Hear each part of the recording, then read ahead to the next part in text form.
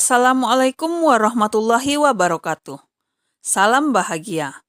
Perkenalkan, saya Wenita Yulfia, calon guru penggerak Angkatan 11 dari UPTD SD Negeri 04 Situjuh Banda Dalam, Kabupaten 50 Kota.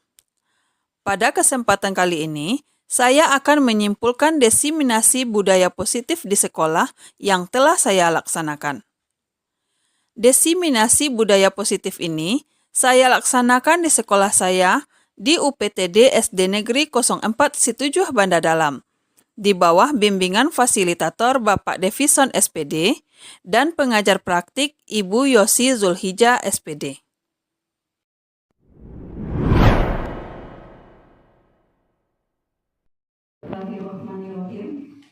Assalamualaikum warahmatullahi wabarakatuh.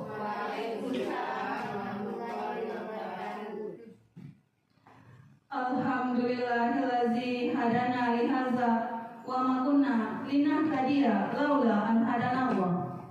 Asyhadu an la ilaha illallah wa asyhadu anna Muhammadan abduhu wa rasuluh la nabiyya ba'da amma ba'du. Yang terhormat Bapak dan Ibu hadirin sosialisasi yang telah hadir pada siang hari ini. Puji syukur kehadirat Allah Subhanahu wa Ta'ala, berkat rahmat, nikmat, dan karunia-Nya kita pada siang yang cerah ini bisa Bapak dan Ibu menghadiri undangan kami dalam sosialisasi pemahaman dan penerapan pengalaman budaya positif. Sholawat beserta salam senantiasa kita sampaikan kepada Nabi Muhammad SAW. Semoga dengan senantiasanya kita berselawat kepada beliau, kita mendapat syafaat beliau di yaumil akhir nanti hendaknya. Amin, amin, ya robbal alamin. Bapak dan Ibu yang kami hormati, sebelum acara kita mulai, kami mengucapkan terima kasih yang sebesar-besarnya karena Bapak dan Ibu sudah bisa meluangkan waktunya untuk datang ke acara sosialisasi kami ini. Untuk meningkatkan rasa cinta kita kepada tanah air, marilah kita sama-sama berdiri untuk menyanyikan lagu Indonesia Raya.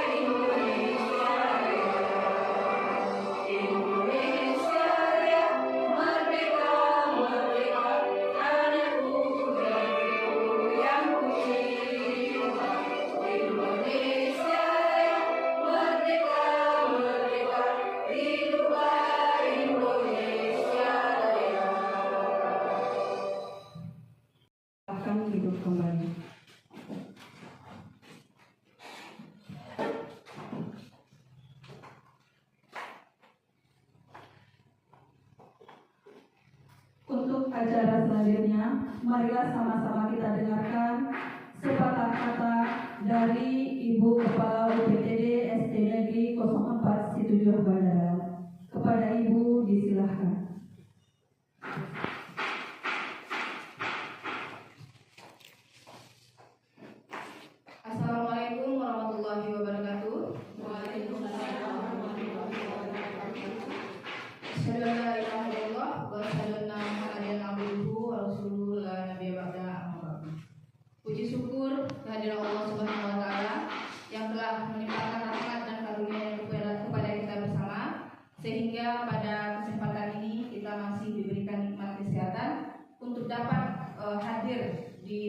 ini untuk mendengarkan atau mendapatkan pencerahan dari sosialisasi tentang pemahaman dan penerapan pengalaman budaya positif yang nantinya akan disampaikan oleh CGP dari sekolah kita, yaitu Ibu Beni Yulvia. Kemudian Benita Yulvia. Kemudian salawat beri salam tidak lupa pula kita doakan kepada Nabi besar Muhammad SAW yang telah membawa umatnya dari zaman kebodohan kepada zaman yang penuh dengan ilmu pengetahuan seperti saat sekarang ini. Pertama-tama kami mengucapkan terima kasih kepada Bapak Ibu yang telah meluangkan waktunya untuk dapat menghadiri acara ini. Kemudian juga kami memberikan apresiasi yang sebesar-besarnya kepada Ibu Wenita Yulvia yang mana pada saat ini sampai sekarang masih dengan penuh semangat untuk bisa menyelesaikan tugas-tugasnya dalam proses pendidikan CGP pada angkatan 11 pada angkatan 11 ini. Di mana pada pemahaman dan penerapan pengalaman budaya positif ini merupakan tugas dari modul 1.4. Ya, 1.4 yaitu tentang penerapan budaya positif yang nantinya akan berpengaruh atau nantinya mungkin bermanfaat sekali bagi kita semua. Bagaimana kita bisa menerapkan nilai-nilai positif, budaya-budaya positif yang berkarakter untuk peserta didik kita nantinya dalam proses pembelajaran. Seperti yang kita lihat sekarang, mungkin karakter dari siswa-siswi kita itu sudah sangat jauh melenceng dari apa yang kita harapkan sebenarnya. Mudah-mudahan dengan nanti apa yang diberikan oleh Bu Beni tentang pemahaman, kemudian pengalaman dan penerapan budaya positif, kita bisa mengambil pembelajaran, bisa mengambil pengalaman dari apa-apa nanti yang beliau sampaikan, dari video-video nanti yang akan beliau tampilkan. Hanya itu yang bisa saya sampaikan kepada Bu Beni. Tetap semangat dalam menjalankan pembelajaran pendidikan CGP-nya, jangan pernah patah semangat, kemudian juga pandai-pandai dalam membagi waktu. Mudah-mudahan proses pendidikan CGP-nya ini, guru penggeraknya ini berhasil sukses hendaknya sampai akhir dan memperoleh nilai yang terbaik nantinya. Amin amin ya rabbal alamin. Sekian kata sambutan dari saya. Saya mengucapkan terima kasih. Assalamualaikum warahmatullahi wabarakatuh. Terima kasih kita ucapkan kepada Ibu Dora SPD yang sudah memberi support, memberi semangat dan senantiasa memotivasi kami dalam pelaksanaan program pendidikan guru penggerak ini.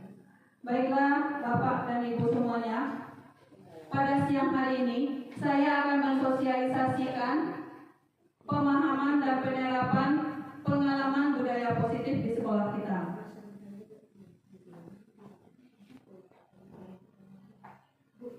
Yang pertama, latar belakang saya melaksanakan sosialisasi ini adalah adanya krisis karakter yang sangat mengkhawatirkan sehingga dianggap budaya positif itu perlu diterapkan sebagai kebiasaan. Yang kedua, masih rendahnya disiplin anak kita terhadap peraturan yang sudah ada. Yang ketiga, sebagai bagian tugas dari CGP Rekognisi untuk melakukan pengimbasan terhadap rekan sejawat di sekolahnya atas ilmu yang sudah didapatkannya.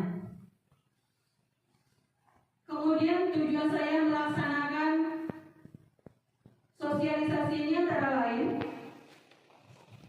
terbentuknya karakter profil pelajar Pancasila melalui budaya positif di lingkungan sekolah. Yang kedua, menambah pengetahuan warga sekolah tentang budaya positif.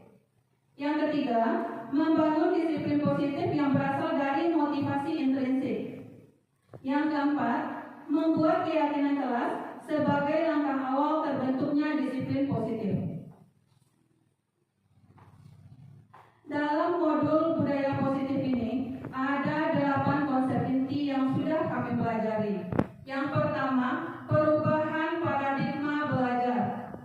Yang kedua, disiplin positif. Yang ketiga, nilai-nilai kebajikan. Yang keempat, kebutuhan dasar manusia. Yang kelima, motivasi perilaku manusia.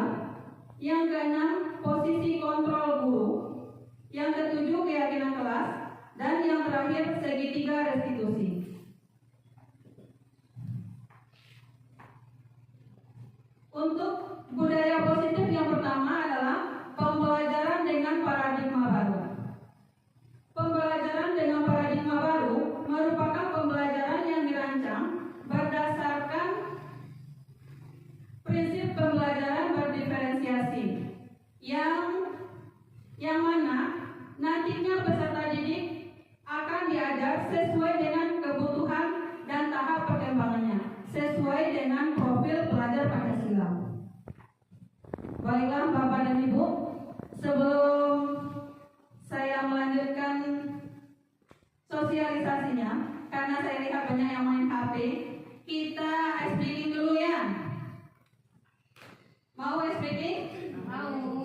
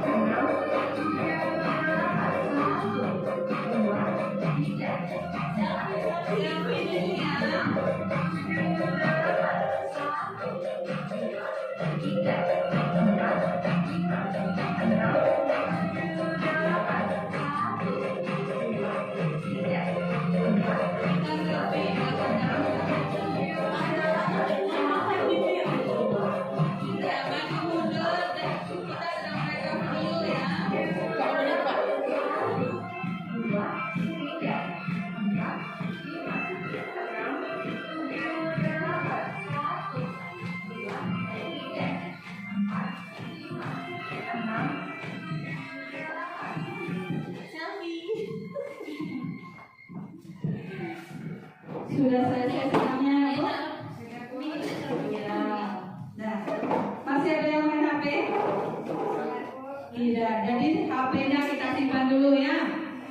Untuk memahami pembelajaran dengan paradigma baru ini, saya akan meminta 2 orang guru, boleh Bapak atau Ibu, boleh ke depan.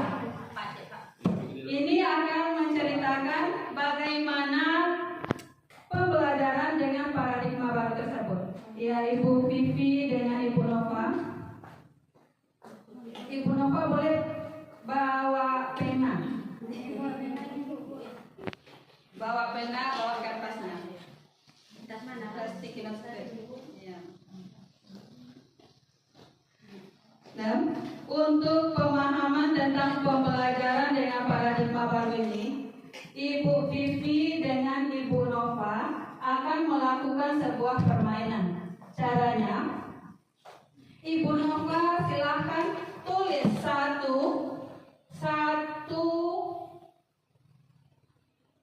hal. Boleh terserah apa yang ada di pikirannya, apa yang nggak ada di hatinya, boleh Ibu Nova tulis. Tapi tidak boleh dilihat oleh Ibu Vivi. Harus dirahasiakan.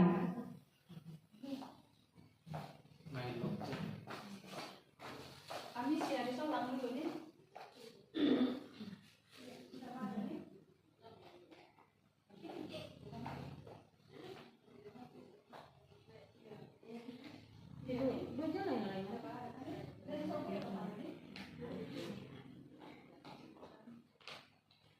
Sudah Ibu Nova?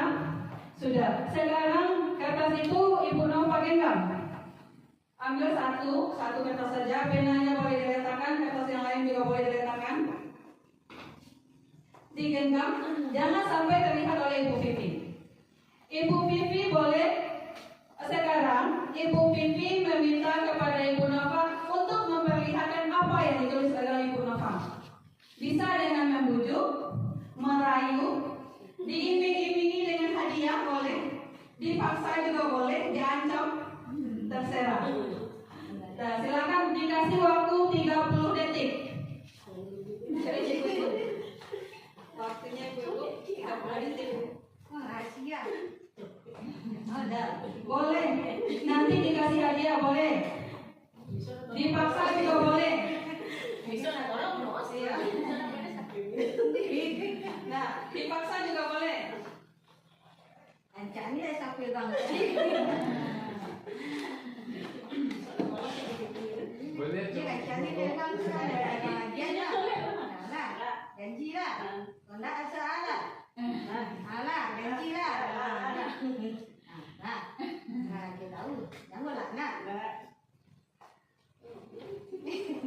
Apa yang ditulis oleh Ibu Nova?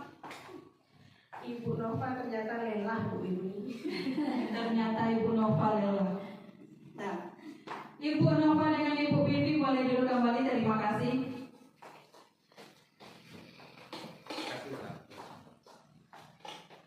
Dari permainan tadi kita lihat, apakah Ibu Nova mau memberikan kertas yang ditulisnya kepada Ibu Vivi? Mau atau tidak? Mau atau tidak? Mau. Ibu Nova mau memberikan dengan apa? Dengan ancaman. Jadi yang dipegang oleh Ibu Nova tadi itu adalah keyakinannya, prinsipnya. Jadi kita sebagai guru, apakah kita mau memberikan prinsip yang sudah baik, yang sudah tertanam di dalam tubuh kita, kita berikan saja kepada orang lain? Boleh atau tidak? Tidak. Tadi kita lihat Ibu Nova sudah berusaha untuk mempertahankan keyakinannya, mempertahankan prinsipnya. Tapi karena diancam oleh Ibu Vivi, akhirnya Ibu Nova mau memberikan prinsipnya tersebut, keyakinannya tersebut.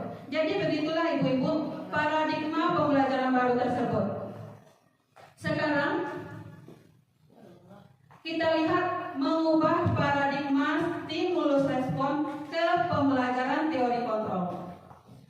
Paradigma stimulus respon itu merupakan pengaruh dari pembelajaran kita, tapi sifatnya hanya sesaat. Sementara pendekatan teori kontrol itu pengaruhnya itu sepanjang masa atau bertahannya lama. Sekarang coba kita perhatikan, kita bandingkan stimulus respon dengan teori kontrol. Silahkan ibu-ibu baca, kemudian kita kaitkan dengan permainan Ibu Nova dengan Ibu Vivi tadi.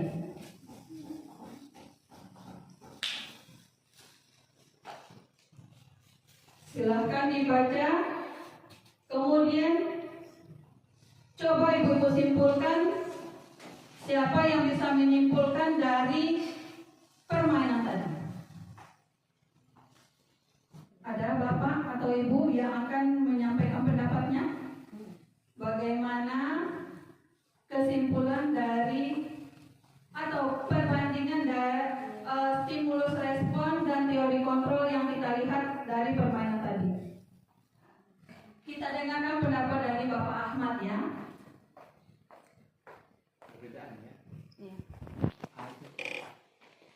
Boleh kamu boleh ke depan untuk membacanya. Nah, boleh di depan.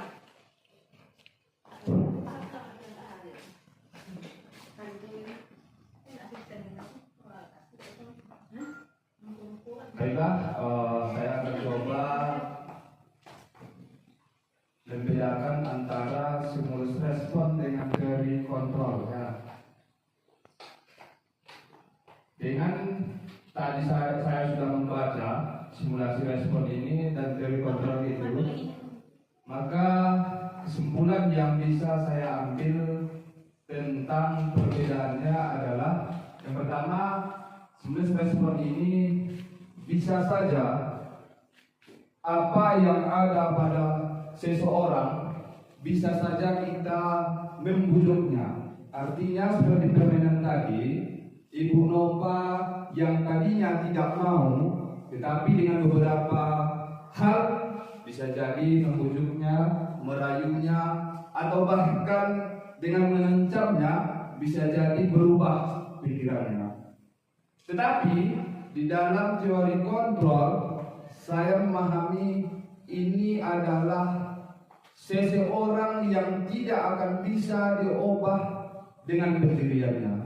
Contohnya, ketika kita tidak mau memberikan sesuatu itu kepada orang lain, bagaimanapun orang menginginkan kita, baik itu memberikan kita apapun, kita tetap kuat, kokoh dengan apa yang kita dirikan tadi. Mungkin itu yang bisa saya sampaikan, yang saya pahami dengan stimulus, respon, dan teori kontrol ini. Terima kasih. Assalamualaikum warahmatullahi wabarakatuh.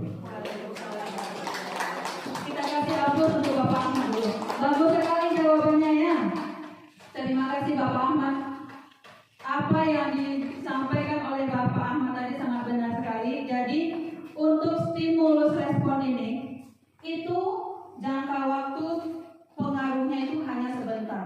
Contohnya, kalau kita dipengaruhi, diancam, kita langsung berubah. Tapi kalau sesuatu datangnya dari hati kita, pendirian kita, keyakinan kita, bagaimanapun orang membujuk kita, bagaimanapun orang merayu kita, bagaimanapun orang mengancam kita, itu tidak akan berpengaruh. Seperti yang 1, 2, 3, 4, 5. Pada kolom kelima, yang bisa mengontrol kita siapa? Diri kita sendiri. Apakah orang lain bisa mengontrolnya? Tidak. Jadi itulah perbedaan antara stimulus respon dengan pendekatan teori kontrol. Jadi kalau yang datangnya dari kita itu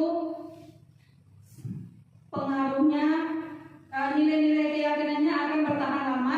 Sementara kalau itu karena respon sesaat, bertahannya juga sebentar.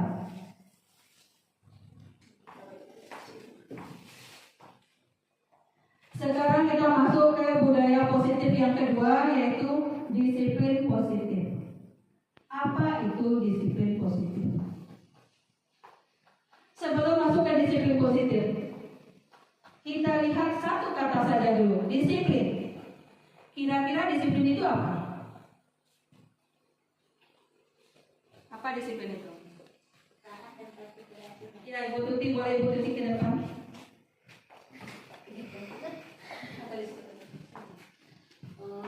Terima kasih atas kesempatannya diberikan untuk ini. Kalau menurut saya disiplin itu adalah sikap kita taat dan patuh kepada aturan.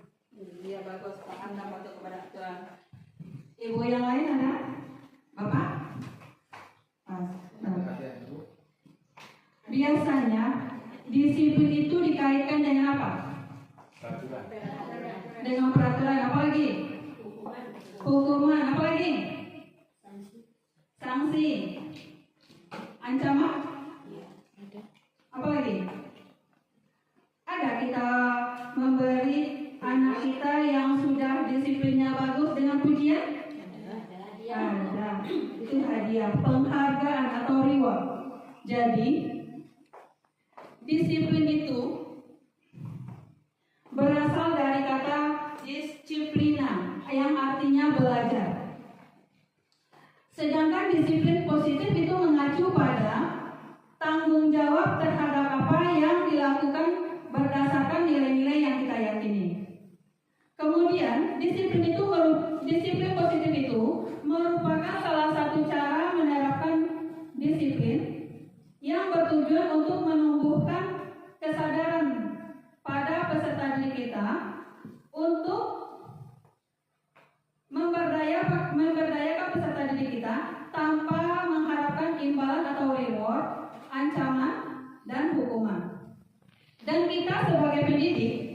tujuan kita di sini adalah menciptakan peserta didik yang memiliki perilaku yang mengacu kepada nilai-nilai kebajikan.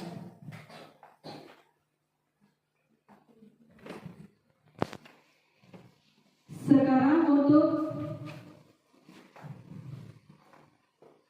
budaya positif yang ketiga, nilai-nilai kebajikan. Nilai-nilai kebajikan itu ada banyak sekali. Yang pertama, kita lihat dari sudut pandang profil pelajar Pancasila. Kita sudah hafal semuanya profil pelajar Pancasila kan Ibu? Sudah? Ada nyanyinya? Ada, Bu.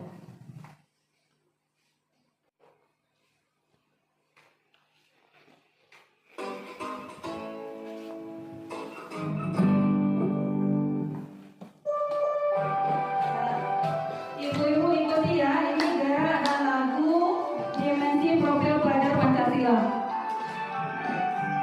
Pelajar Pancasila beriman dan bertakwa pada Tuhan Yang Esa dan berakhlak mulia, berkeadilan global, gotong royong mandiri, kreatif dan bernalar kritis. Pelajar Pancasila beriman dan bertakwa pada Tuhan Yang Esa dan berakhlak mulia, berkeadilan global, gotong royong mandiri, kreatif dan bernalar kritis.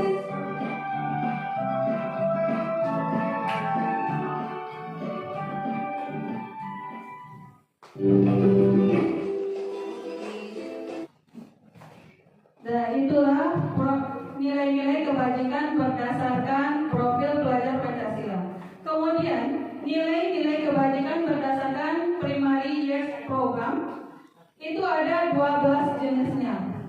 Yang pertama toleransi, yang kedua rasa hormat, yang ketiga integritas, yang keempat mandiri, yang kelima menghargai, yang keenam antusias, yang ketujuh empati, kedelapan keingetahuan, kesembilan kreativitas, yang ke-10 kerjasama, ke-11 percaya diri, dan yang terakhir komitmen. Sedangkan nilai kebajikan berdasarkan keterampilan hidup atau life skill itu ada 5. Yang pertama dapat dipercaya, yang kedua lurus hati, yang ketiga tidak merendahkan orang lain, yang keempat memberikan yang terbaik dari diri, yang kelima pendengar yang aktif. Pertanyaannya sekarang, dari 3 jenis nilai kebajikan tadi, apakah semuanya sudah ada di dalam diri kita? Saya yakin Bapak dan Ibu guru adalah guru-guru yang hebat, yang dimana di dalam dirinya sudah tertanam nilai-nilai kebajikan.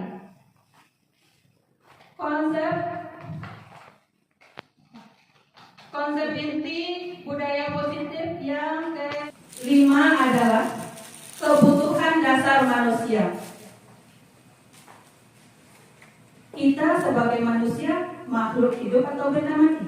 Makhluk hidup. Ada benda mati di sini? Manusia. Kita sebagai manusia. Ada yang mengaku sebagai benda mati? Tidak. Jadi kita adalah makhluk hidup. Dalam hidup itu kita mempunyai banyak sekali kebutuhan. Nah, di sini akan saya sampaikan 5 kebutuhan yang ada di dalam diri kita. Yang pertama, yang paling utama sekali, kita butuh apa? Rumah, makan. Makan dulu, Bu. Makan. Kemudian? Pakaian. Makan untuk hidupnya. Bukan hidup untuk makan. Ada yang hidupnya untuk makan di sini? Tidak. Nah, berarti benar-benar guru yang hebat di sini. Nah, yang pertama kita butuh bertahan hidup. Untuk bertahan hidup kita butuh makan, butuh rumah, pakaian, apalagi yang kita butuhkan untuk bertahan hidup? Kesehatan. Butuh apa? Kesehatan. Kalau kita tidak sehat, bisa kita hidup dengan nyaman? Tidak. Nah, Kenyamanan. kita butuh keamanan, kenyamanan. Kemudian yang kedua, kita butuh kasih sayang dan merasa diterima. Apakah di antara Bapak dan Ibu yang hadir sekarang ini ada yang tidak butuh kasih sayang? Semuanya butuh kasih sayang. Apakah Bapak dan Ibu yang hadir di sini merasa berkecil hati? Deh, kalau saya hadir di sana, saya diterima atau tidak? Ada yang merasa bertanya seperti itu? Tidak. Karena semuanya di sini diundang ya. Jadi sangat diharapkan kehadirannya. Kemudian yang ketiga, kebutuhan dasar manusia itu adalah penguasaan. Penguasaan itu untuk siapa? Apakah hanya untuk para penguasa yang di atas? Tidak, tapi untuk yang pertama kali untuk diri kita sendiri. Penguasaan itu yang pertama adalah harga diri. Kemudian keinginan kita untuk dianggap. Kita dimanapun kita berada, kita selalu ingin diperhatikan, bukannya MPO ya, bukannya ingin menarik perhatian orang lain, tapi kita selalu ingin diperhatikan. Kita datang ke suatu kelompok, kita ingin orang merasa kita hadir, orang menganggap kita ada. Kemudian kita ingin kita itu diakui. Yang keempat itu kebebasan. Kebebasan, apakah bebas yang sebebas-bebasnya? Tidak, tapi bebas terikat. Kalau terikat tidak bebas. Bebas yang sesuai aturan. Nah, dalam kebebasan ini kita harus mandiri, kemudian kita bebas untuk memilih pilihan kita sendiri, kita bebas untuk mencoba hal baru, dan kita bebas untuk mengendalikan diri kita. Seperti tadi, kontrol diri. Yang terakhir itu kesenangan. Kalau kesenangan pasti jawabannya banyak di sini. Mau di absen satu-satu? Pak Ahmad, apa kesenangannya? Kesenangannya bermain bola. Bermain bola. Ibu Ria, apa kesenangan yang terbanyak? Membaca. Membaca. Ibu Hermanelis? Memasak. Memasak. Memasak. Ibu Sari Sofina? Ini kesenangannya Memasak. Kalau Ibu Devita? makan. Makan. Boleh, makan juga boleh. Kita butuh makan kan? Kalau Ibu Tuti? Jalan-jalan. Jalan-jalan. Kemudian kalau Ibu Nova? Healing. Ibu Pipi? Healing. Healing. Ibu Aziza? Pokoknya makan-makan. Ibu Mia? Healing. Ibu Nadia? Healing adalah satu kesenangan. Healing. Nyanyi. Ibu Amisya? Nyanyi juga. Nyanyi juga, Bu. Nyanyi juga. Nah, jadi untuk kesenangan itu sangat banyak sekali. Anak juga termasuk kesenangan kita. Kemudian kita datang ke sekolah tertawa-tertawa itu termasuk kesenangan kita. Iya. Kemudian antusias. Siapa di sini yang antusiasnya berlebihan? Ada? Tidak. Budaya positif yang keenam adalah motivasi perilaku manusia. Motivasi perilaku manusia itu dibedakan menjadi dua. Yang pertama, motivasi ekstrinsik. Yang kedua, motivasi intrinsik. Motivasi ekstrinsik itu berasal dari luar, pengaruhnya dari luar. Nah, motivasi ini terjadi untuk menghindari ketidaknyamanan atau hukuman. Kemudian motivasi ini juga terjadi untuk mendapatkan imbalan. Jadi kita termotivasi melakukan sesuatu kalau ada imbalan, ada rewardnya, ada pujian dari teman, ada ancaman dari kepala sekolah, ada hukuman dari guru, sehingga baru muridnya baru mau melaksanakan peraturannya. Kemudian yang kedua, motivasi intrinsik. Motivasi intrinsik itu berasal dari dalam diri kita, dan itulah nilai-nilai kebajikan yang timbul tadi.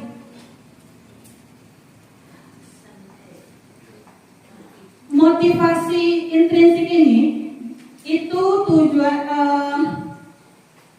tujuannya untuk supaya kita menghargai diri kita, kemudian kita memiliki nilai-nilai yang selalu kita yakini. Yang paling menarik dalam modul budaya positif adalah 5 posisi kontrol guru. Ini yang paling menarik menurut saya. Dalam 5 posisi kontrol guru, yang pertama adalah guru sebagai penghukum. Kalau guru sebagai penghukum itu saat bicara, nadanya itu selalu tinggi, matanya melotot. Kemudian saat bicara dia selalu menunjuk-nunjuk siswanya. Itulah guru kalau dia dalam posisi penghukum. Nah, kemudian yang kedua, pembuat rasa bersalah. Kalau pembuat rasa bersalah itu gurunya bicaranya lemah lembut. Kemudian saat bicara wajahnya lesu atau memelas. Dampaknya kepada siswa merasa dia orang yang gagal. Kenapa seperti itu? Karena siswa sudah tertanam di dalam dirinya, saya sudah membuat kecewa bapak ibu guru saya. Saya sudah membuat kecewa orang-orang yang saya sayangi.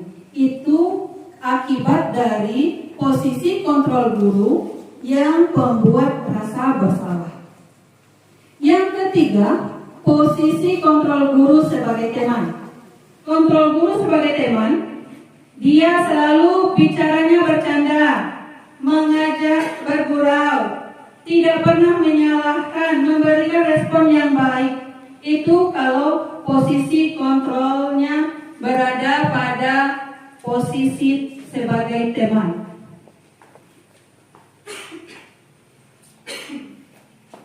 Yang keempat adalah posisi sebagai pemantau. Kalau sebagai pemantau, tugas pemantau apa? Memantau, mengawasi, itu tugas pemantau. Jadi di sini guru seperti itu juga. Dia lihat anaknya dari jauh, siapa itu yang buang sampah, siapa itu yang tidak piket, dilihat dari jauh. Kemudian anaknya dipanggil, tapi nada suaranya datar. Kemudian dia selalu formal, selalu mengikuti aturan-aturan yang ada. Yang kelima itu adalah posisi sebagai manajer. Biasanya kalau jadi manajer, apa yang terbayang oleh kita? Bos. Menjadi bos. Apa lagi? Iya, sebagai atasan. Apa lagi? Mengatur, mengendalikan. Memanajemen, iya bagus. Jawaban Bapak dan Ibu bagus sekali. Jadi manajer itu adalah posisi guru yang paling baik. Kenapa seperti itu? Guru tidak pernah menyalahkan anaknya, tapi mengajak siswa untuk mencari di mana kesalahan mereka dan berusaha untuk memperbaiki kesalahannya. Itu kalau manajer. Dari kelima posisi kontrol ini, posisi kontrol penghukum dan posisi sebagai pembuat rasa bersalah itu adalah posisi bagi guru yang gagal. Itu paling tidak baik. Kenapa seperti itu?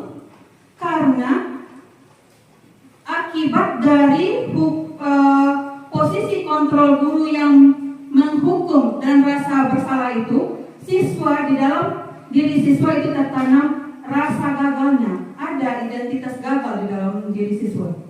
Itu makanya kita sebagai guru dilarang untuk memposisikan diri kita di posisi penghukum dan pembuat rasa bersalah. Kemudian untuk posisi teman dan pemantau itu sudah identitasnya semakin baik. Tapi yang paling baik adalah posisi sebagai manajer. Baiklah Bapak dan Ibu, untuk lebih memahami tentang posisi kontrol guru ini, mari kita saksikan video berikut ini.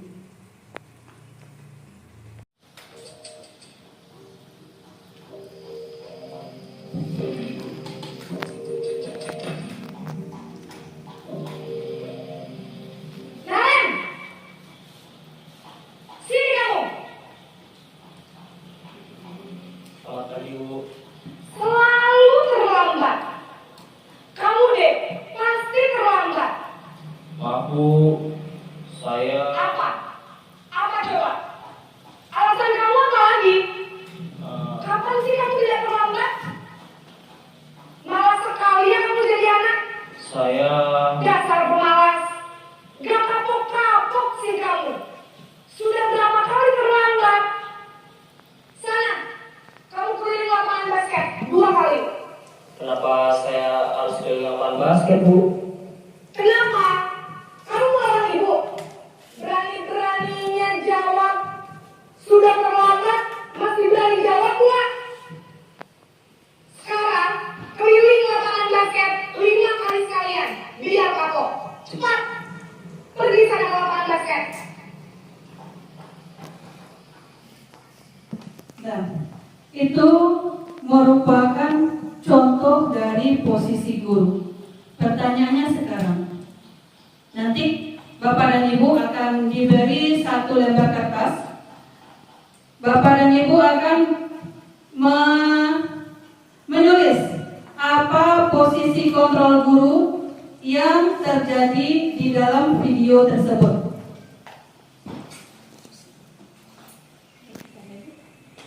Kita sudah belajar, sudah melihat ada 5 posisi kontrol guru. Sebagai penghukum, sebagai pembuat rasa bersalah, sebagai teman, sebagai pemantau, dan sebagai manajer. Silakan Bapak Ibu tulis salah satu posisi guru dari video tersebut.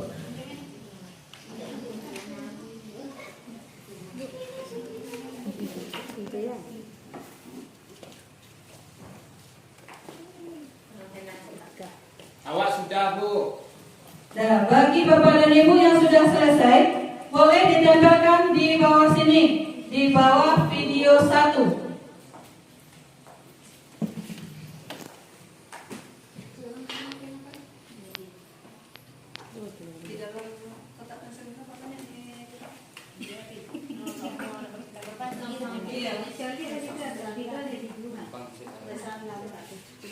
Dia aja lah Kak Lis. Nyokan nampak sarang-sarang Kak Lis dah sana. Bukan menurut Bu. Jalan. Pokoknya Kak Lis menempelkan muka dah.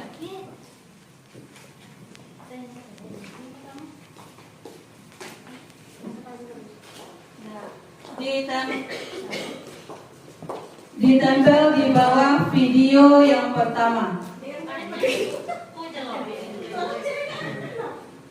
Nah, tidak apa-apa Bu Pipi, tempel saja. Itu tandanya guru yang kreatif.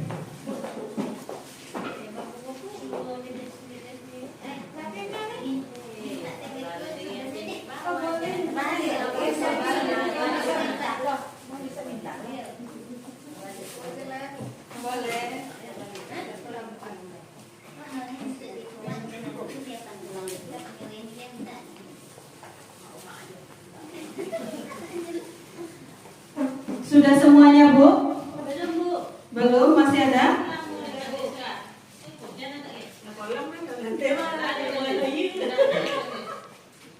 Pantai Honda di Kak Lis. Cukup satu kata saja. Posisi kontra. Iya.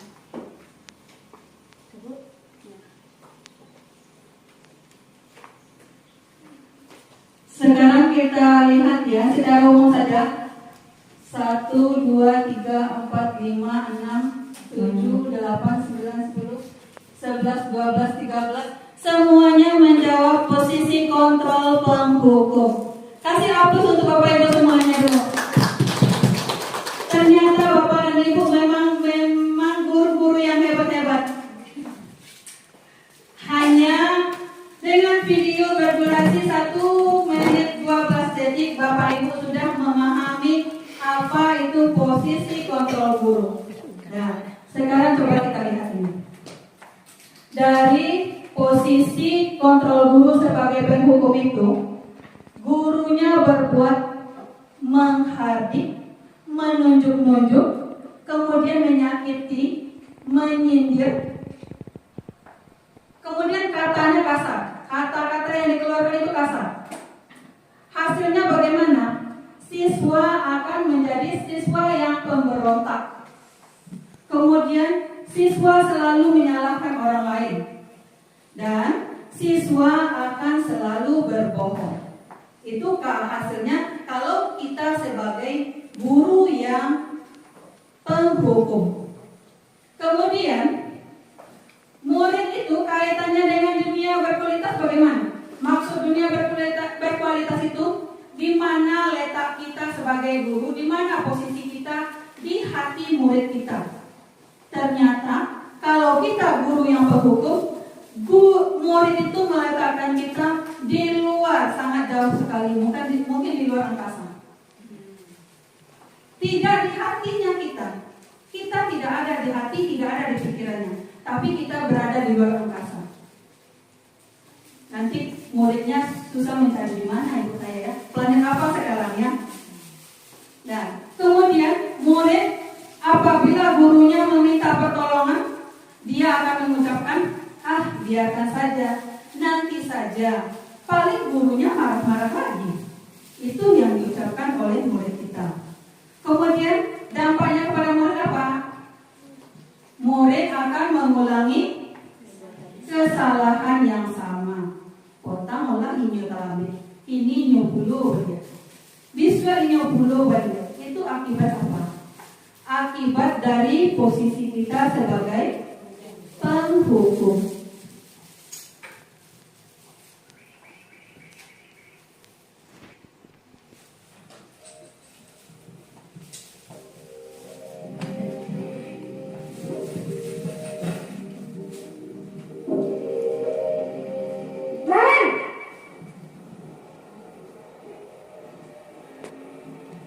Selamat pagi, Bu.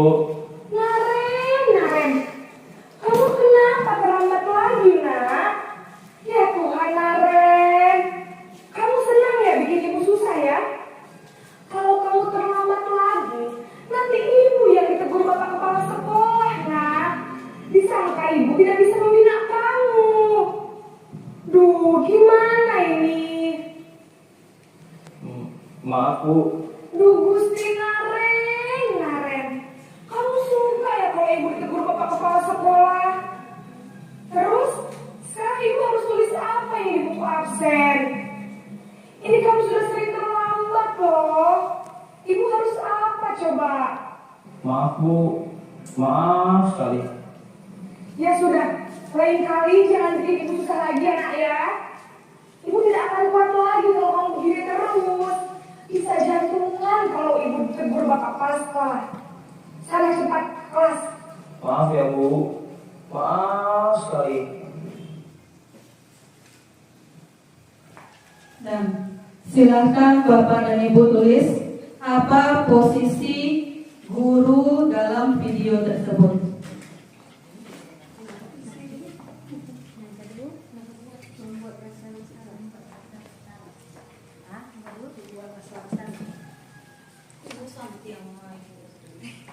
Yang ada contoh.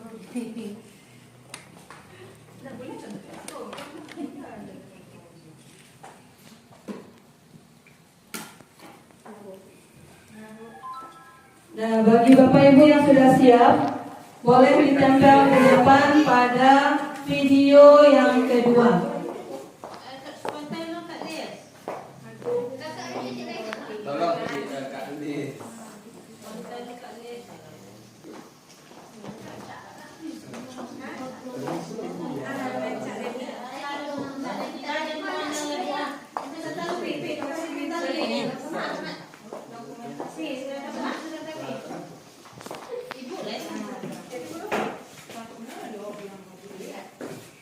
Bu, ini sakit Bu.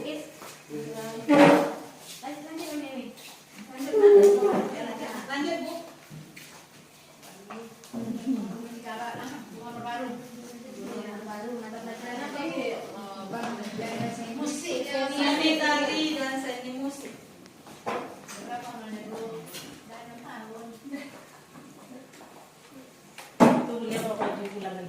Boleh. Itu bonus. Ini yang berhadiah. Tanya sama ibu. Tanya sama kamera.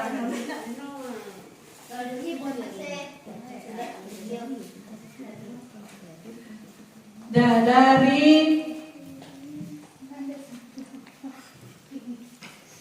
jawaban Bapak Ibu sama semuanya. Pembuat rasa bersalah. Sekarang kita lihat apakah benar pembuat rasa bersalah atau tidak.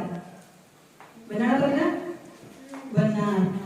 Dan jadi orang yang pembuat rasa bersalah itu dia selalu berceramah, mengungkapkan kekecewaannya, dan selalu mengatakan ibu stres, ibu kecewa, selalu itu yang diucapkannya. Kemudian hasilnya kepada murid itu akan menyembunyikan kesalahannya, menyangkal setiap kesalahannya, dan akan sering berbohong. Kemudian dalam dunia berkualitas, murid akan meletakkan gurunya di dalam dunia berkualitas. Sudah mulai mendekati ke hati murid. Kemudian apa yang akan dikatakan murid? Maaf Bu, maafkan saya. Nah, seperti itu terus. Kemudian dampaknya pada diri murid adalah murid akan merasa rendah diri. Murid akan merasa menjadi murid yang gagal. Lanjut kita ke video yang ketiga.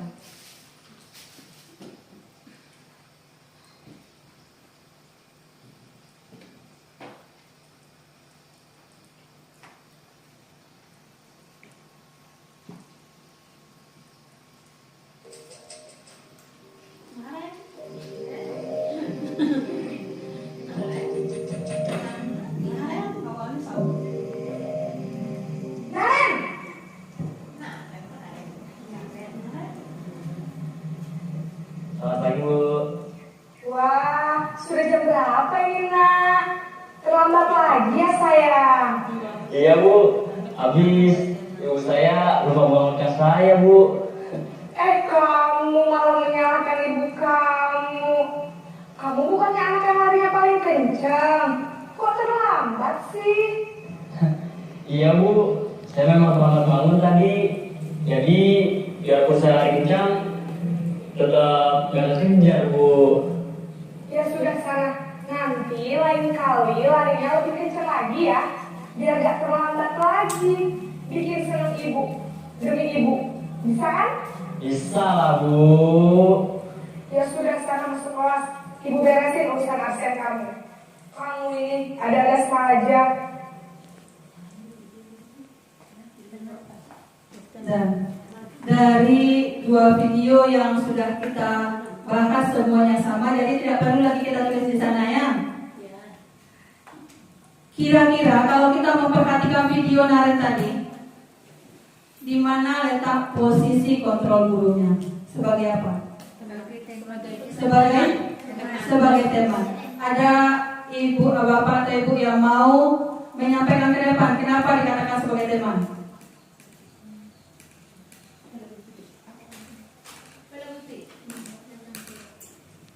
Ayo ibu-ibu. Siapa yang mau menyampaikan, memberikan alasannya kenapa video nari tadi dikatakan sebagai teman?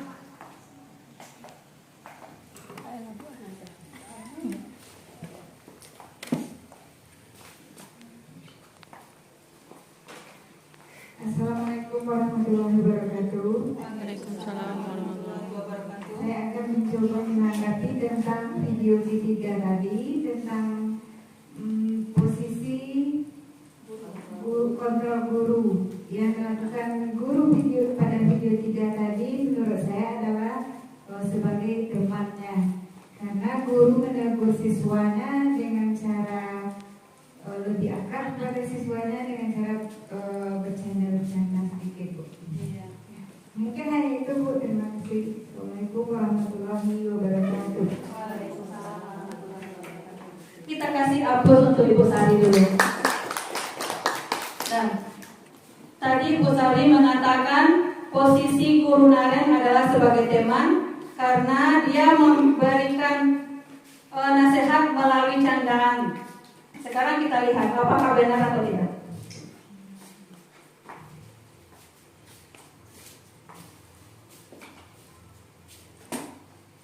Jadi benar ya. Video tadi memposisikan guru sebagai teman. Hasil dari posisi guru sebagai teman adalah membuat murid itu selalu ketergantungan. Dampaknya kepada murid apa? Murid akan menjadi lemah. Dia tidak akan mandiri dan selalu tergantung dengan guru karena gurunya selalu membawa mereka bercanda. Kita lihat video yang keempat.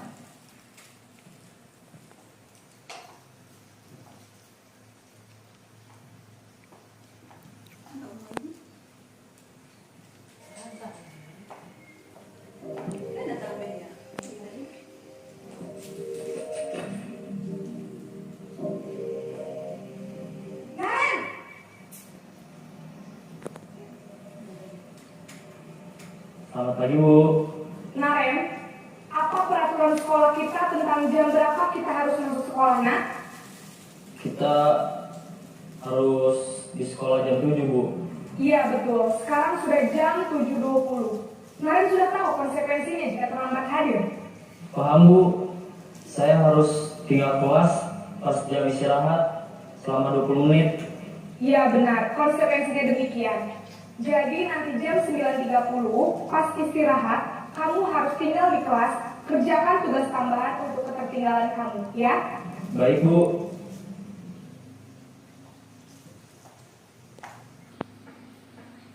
Kira-kira apa posisi kontrol guru dalam video nari tersebut, Bapak Ibu? Sebagai apa? Sebagai pemantau yang lain? Jadi benar jawaban Ibu Sari ya. Dalam video tadi, posisi Ibu Guru Naren itu adalah sebagai pemantau. Guru pemantau itu dia berbicara dengan nada yang bagaimana tadi? Dengan nada yang datar. Kemudian dia selalu menghitung dan mengukur setiap kesalahan siswanya. Guru berkata selalu berdasarkan peraturan yang ada. Hasilnya terhadap murid bagaimana? Murid mulai menyesuaikan diri apabila diawasi. Jadi kalau besok gurunya tidak mengawasi lagi, maka nadanya iya bagus. Nadanya merasa bebas dan kembali melakukan kesalahan tersebut. Jadi dampak pada murid itu menitik beratkan kepada sanksi atau hadiah yang didapatkan oleh dirinya. Kalau dia dapat sanksi, dapat hadiah, baru dilakukan peraturannya. Tapi kalau tidak ada sanksi, tidak ada hadiah, peraturan kembali ke peraturan. Sekarang kita lihat video yang terakhir.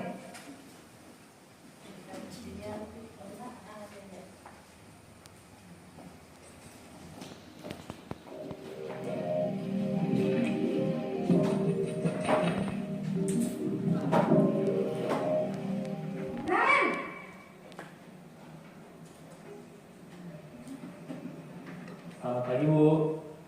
Selamat pagi Naren. Maaf Bu, saya terlambat. Iya, sekolah masuknya jam 7, sekarang sudah jam 7.20. Jadi sekarang bagaimana ini Naren? Maaf Bu, saya lupa setel alarm saya semalam. Baiklah, menurut kamu, keyakinan sekolah yang mana yang perlu kamu tingkatkan? Menghargai diri sendiri dan orang lain mungkin ya Bu. Setuju. Jadi, apakah Naren meyakini prinsip saling menghormati tersebut? Iya Bu, saya meyakininya. Apakah Naren bersedia memperbaiki masalah keterlambatan ini? Bersedia Bu. Bagaimana kamu akan perbaiki masalah keterlambatan ini? Saya akan coba untuk tidak lupa menyetel alarm saya Bu. Baik, kalau Naren lupa menyetel alarm di rumah, ada orang yang kira-kira bisa bantu mengingatkan tidak? Ada Bu, kakak saya, Kak Emma. Ada lagi selain Kak Emma? Selain Kak Emma, ada ibu saya. Baik, jadi yang mengingatkan Naren adalah Kak Emma dan ibu kamu ya? Kira-kira akan mulai setel alarm kapan nih Naren? Setelah pulang sekolah, akan segera saya lakukan. Baik, jadi Naren akan setel alarm untuk bangun besok pagi dan akan diingatkan oleh kakak dan ibunda Naren ya. Ada lagi yang mungkin perlu dilakukan Naren agar tidak terlambat bangun lagi? Tidak ada Bu. Baik Naren, terima kasih untuk kerjasama kamu. Sekarang kamu perlu kembali ke kelas untuk belajar. Baik Bu, terima kasih.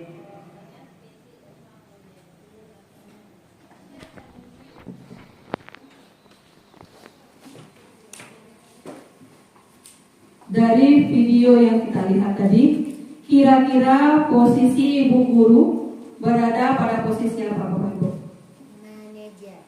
Sebagai manajer. Siapa dari Bapak Ibu yang bisa memberi alasan kenapa ibu gurunya berada pada posisi manajer? Posisi dari ibu guru adalah sebagai manajer. Di sana, ibu guru meminta siswa untuk mempertanggungjawabkan kesalahannya. Guru tidak menyalahkan dari setiap apa yang dilakukan oleh siswa, tapi guru menasehati siswa, mengajak siswa supaya dia menyadari, oh ini salah, saya besok akan begini, solusinya begini. Jadi dari kesalahan tersebut siswa bisa mencari sendiri apa solusinya, dan itu akan membuat siswa memperbaiki dirinya tanpa ada paksaan, tanpa ada ancaman, dan tanpa ada imbalan. Dampaknya bagi murid, posisi sebagai manajer ini adalah siswa akan mengevaluasi dirinya, setiap kesalahan, setiap langkah yang dilakukannya selalu direfleksinya, kemudian dia selalu memperbaiki dirinya, selalu berusaha mencari cara bagaimana dia bisa memperbaiki diri. Nah, ini dari video-video tadi. Untuk mengecek pemahaman Bapak dan Ibu, kita akan melihat ada beberapa pernyataan, kemudian kita akan menjawab siapa yang mengatakannya. Yang pertama, saya kecewa sekali dengan kamu. Itu posisi guru yang bagaimana tadi? Merasa bersalah. Sebagai Membuat merasa bersalah. iya benar. Itu merupakan posisi guru sebagai orang yang membuat rasa bersalah. Kemudian yang kedua, kamu tidak pernah benar melakukannya. Itu siapa itu? Itu penghukum. Benar. Yang selanjutnya, kamu bisa menyelesaikan masalah ini. Siapa ini? Manajer. Iya, bagus. Ini adalah posisi kontrol kita sebagai manajer. Yang terakhir, kamu selalu yang paling terakhir.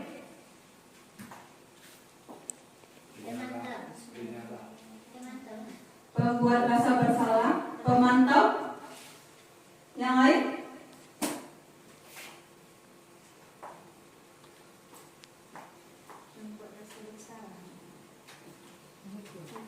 Penghukum. Nah, sekarang kita masuk ke budaya positif yang ketujuh, yaitu keyakinan kelas. Mengapa disebut keyakinan kelas dan mengapa bukan peraturan kelas? Ada Bapak Ibu yang bisa memberikan pendapatnya?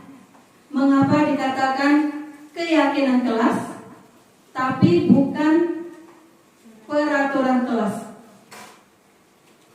Ya, Ibu Tuti.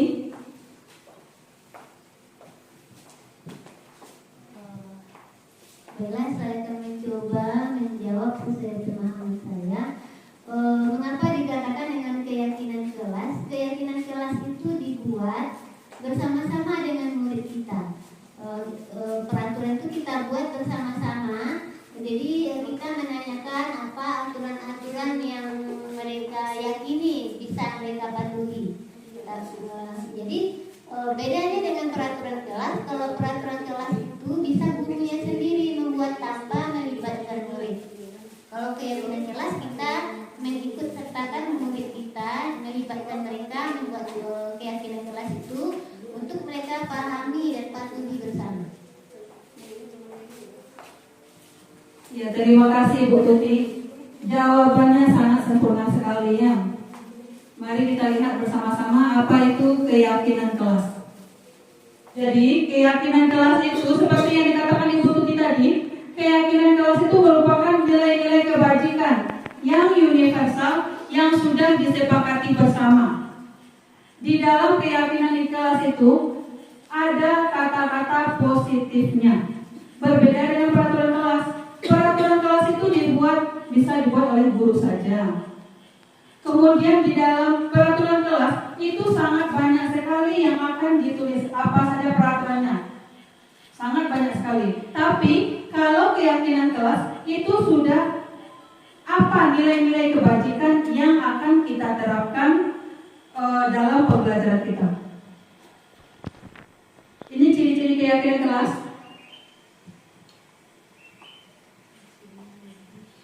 Bisa dibaca ke belakang Bapak Ibu? Bisa. Ibu Nova tolong dibaca ke depan Ibu Nova.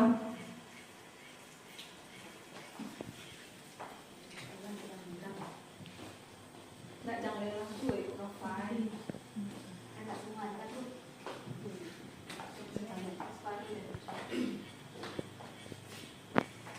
Ciri-ciri keyakinan sekolah atau kelas. Yang pertama, bersifat lebih abstrak daripada peraturan yang lebih rinci dan konkret. Yang kedua, keyakinan kelas berupa pernyataan-pernyataan universal yang dibuat dalam bentuk kalimat positif. Selanjutnya, yang ketiga, keyakinan kelas tidak dibuat dalam jumlah banyak sehingga mudah diingat dan dipahami oleh semua warga kelas. Keempat, keyakinan kelas merupakan sesuatu yang dapat diterapkan di lingkungan kelas tersebut. Yang kelima, pembuatan keyakinan melibatkan semua warga kelas melalui kegiatan curah pendapat. Dan yang terakhir, keenam, keyakinan kelas ditinjau kembali dari waktu ke waktu. Terima kasih Bu Nova. Itulah ciri-ciri keyakinan kelas yang akan kita bentuk di kelas kita nantinya masing-masing. Jadi saya berharap setelah adanya sosialisasi ini, Bapak dan Ibu bisa membuat keyakinan kelas di dalam kelas kita masing-masing. Bisa Bapak, Ibu? Nah, jadi nanti mungkin dalam 1 minggu ke depan kita akan membuat praktik baik, berbagi praktik baik lagi untuk membuat aksi nyata dalam pembuatan keyakinan kelas. Yang terakhir, budaya positif, yaitu segitiga restitusi. Segitiga restitusi merupakan proses menciptakan kondisi bagi murid untuk memperbaiki kesalahannya, sehingga karakter mereka lebih kuat ketika kembali kepada kelompoknya. Dalam segitiga restitusi ini, penerapannya bisa dilakukan dengan 3 langkah. Yang pertama, menanyakan keyakinan, memvalidasi tindakan yang salah. Dalam penerapan segitiga restitusi ini, langkah-langkah yang bisa kita terapkan adalah menstabilkan identitas, memvalidasi tindakan yang salah, kemudian menanyakan keyakinan siswa. Untuk menstabilkan identitas, itu kita berusaha untuk menenangkan murid yang bermasalah tadi. Kita panggil dia baik-baik, kemudian kita tenangkan dia dulu. Kita stabilkan emosinya dulu. Seperti yang dikatakan oleh gurunya, berbuat salah itu manusiawi. Tidak ada manusia yang sempurna. Kita pasti bisa menyelesaikan permasalahan ini. Atau kalau kamu menyalahkan dirimu sendiri dengan terus-menerus, apakah kamu akan bersikap baik pada dirimu sendiri? Itulah beberapa kalimat yang diucapkan oleh guru dalam menstabilkan emosi siswa, menstabilkan identitas. Jadi pada saat siswanya sedang emosi, siswanya yang sedang bermasalah, langsung kita teriak-teriaki, itu tidak akan menyelesaikan masalah. Malah akan membuat siswa menjadi dongkol kepada kita. Tapi langkah pertama kita apa? Kita stabilkan dia dulu. Kita tanya dia baik-baik. Kita beri dia ucapan-ucapan yang menenangkan jiwanya. Yang kedua, validasi tindakan yang salah. Validasi tindakan yang salah yaitu membantu siswa untuk mengenali kebutuhan apa yang akan dipenuhi dalam dirinya ketika dia melakukan kesalahan. Pada dasarnya, tindakan manusia itu mempunyai tujuan. Tujuan itu adalah untuk memenuhi kebutuhan yang ada di dalam dirinya. Jadi, pada saat validasi tindakan yang salah, guru akan mengatakan, kamu bisa saja melakukan hal yang lebih buruk, tapi kamu tidak melakukannya kan? Kamu pasti punya alasan mengapa melakukan hal tersebut. Atau apa yang penting bagi kamu? Bisa juga guru mengatakan, kamu boleh tetap berusaha menjaga sikap itu, tapi tambahkan sikap yang lain, sikap yang baru. Yang terakhir, apakah kamu bisa melakukannya dengan lebih baik besok lagi? Itulah kata yang biasa diucapkan oleh guru pada saat validasi tindakan yang salah. Yang terakhir, menanyakan keyakinan. Dari kesalahan yang dibuat oleh siswa, kita berusaha untuk mengajak siswa mengingat kembali apa keyakinan yang ada di kelasnya, apa keyakinan yang ada di sekolahnya. Nah, dengan keyakinan ini, maka akan timbullah nilai-nilai kebajikan dalam diri siswa. Tanpa kita paksa, tanpa kita ancam, tanpa kita iming-imingi dengan imbalan. Sehingga nanti terbentuklah nilai-nilai kebajikan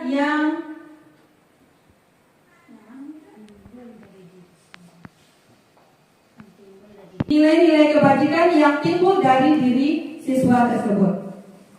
Dalam menanyakan keyakinan, biasanya guru akan mengucapkan nilai-nilai universal apa yang telah kita sepakati. Kelas yang ideal itu kelas seperti apa? Kamu ingin menjadi anak yang seperti apa? Atau kamu ingin menjadi orang yang seperti apa? Itulah contoh Kebanyakan ucapan yang dikatakan guru pada saat menanyakan keyakinan.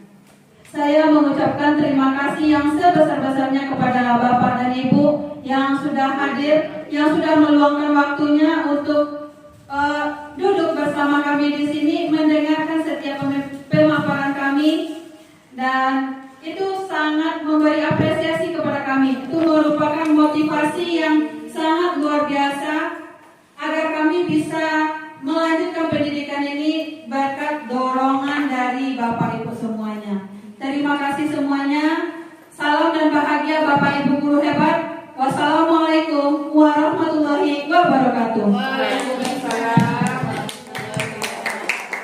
Belajar Pancasila, beriman dan bertakwa pada Tuhan yang Esa dan berakhlak mulia, berkebinekaan global, gotong royong mandiri, kreatif dan bernalar kritis.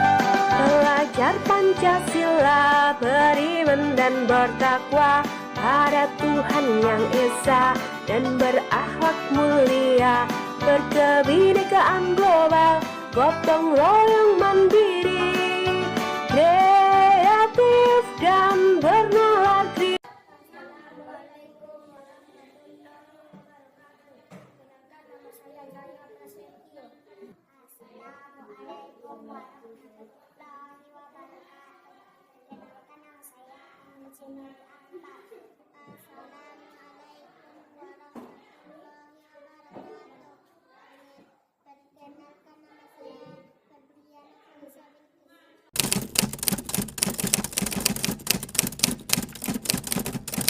Sangat senang.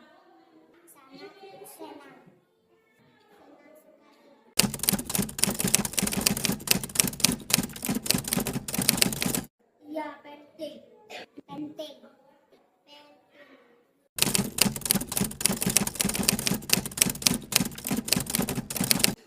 Beliau belajar dengan sungguh-sungguh supaya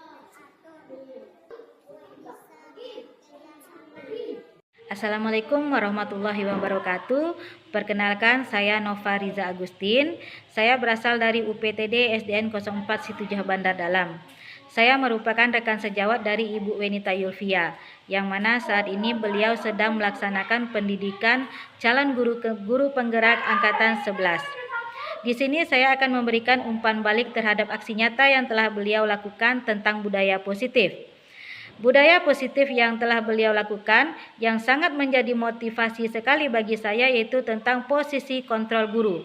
Di sini merupakan koreksi bagi saya tentang bagaimana seharusnya kita bersikap, bagaimana kita bisa menjadi seorang pendidik yang diharapkan dan dinantikan kehadirannya oleh para peserta didik dan menjadi seorang pendidik yang disenangi oleh peserta didik. Dengan adanya aksi nyata yang Ibu Wenita Yulvia lakukan ini sangat-sangat membantu sekali dan semoga bisa membawa perubahan yang lebih baik lagi di lingkungan sekolah kita dan terutama bagi diri saya sendiri. Untuk Ibu Wenita Yulvia, sukses selalu dan terus semangat dalam melaksanakan pendidikannya. Assalamualaikum warahmatullahi wabarakatuh. Perkenalkan, saya Sari Safina, guru dari UPTD SD Negeri 06 Situjah Batu. Saya adalah teman sejawat dari Ibu Wenita Yulvia, di mana beliau adalah calon guru penggerak angkatan ke-11. Setelah apa yang telah disampaikan oleh Ibu Wenita Yulvia, saya sangat terinspirasi sekali mengenai budaya positif, terutama tentang posisi kontrol guru, dan mudah-mudahan pada berikutnya saya bisa menjadi guru sebagai manajer siswa-siswa saya, di mana guru pada posisi ini berbuat sesuatu bersama siswanya, mempersilahkan siswanya mempertanggungjawabkan perilakunya dan mendukung siswa agar dapat menemukan solusi atas permasalahannya sendiri. Dan untuk Ibu Wenita Yulvia, semangat terus dan semoga sukses menjadi guru penggerak angkatan 11. Terima kasih. Assalamualaikum warahmatullahi wabarakatuh. Assalamualaikum warahmatullahi wabarakatuh. Perkenalkan, nama saya Vivi Nastion, Saya adalah teman sejawat dari Ibu Wenita Yulfia SPD dari UPTD SD Negeri 04 Situjua Banda Dalam.